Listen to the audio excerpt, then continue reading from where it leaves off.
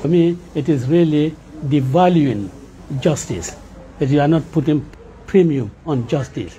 You are putting premium on technicality. When we presented our petition, the Supreme Court struck it out on an application by Adama Barrow's lawyers that there was no notice of the presentation of the petition, and that also the issue of cost, security for cost, was not served according to Rule 11 of the elections petition rules. That was their reason for striking it out and refusing to hear our case. We have disagreed with that because, in the first place, the petition was served on the President through the Chief of Protocol, and the Supreme Court found that that was good service. Now, on the issue of the cost, we served his lawyer. And according to the Supreme Court rules, the party includes the party's lawyer. So if you serve a party's lawyer, you have served the party himself.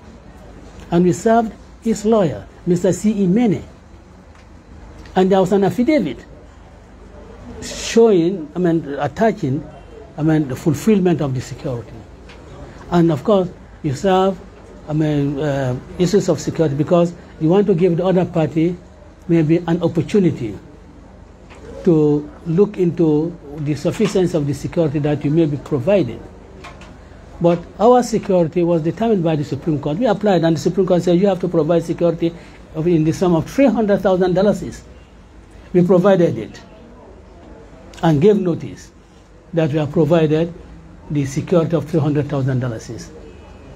There was no rejection or no contention by the other party that your security of $300,000 is insufficient, so it should be reviewed. There was no such thing. So it was just on a mere technicality.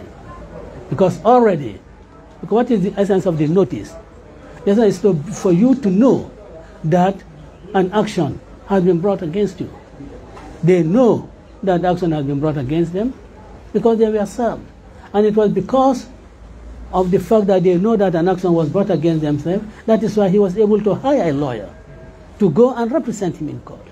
If he did not know of the pendency of the action, no lawyer would have been hired. So it was a mere technicality. On this I said, well, the Supreme Court has sacrificed justice on the altar of technicalities. And this is a court that does not give weight to technicality. It always says that we want to achieve substantial justice. And here, substantial justice would have been achieved. So if we were given the opportunity to go to trial, justice would have been done. And then it would be left for the Supreme Court to decide whether those acts amounted to corrupt practices or not corrupt practices. If they decide that it doesn't amount to corrupt practices, we will decide, well, okay, the Supreme Court has heard us, has allowed us to give our evidence, but they do not agree that this amounts to corrupt practices. That would have been justice. The court is not saying that these laws need to be reviewed. The court is that lawyers should pay attention to these rules. Yeah.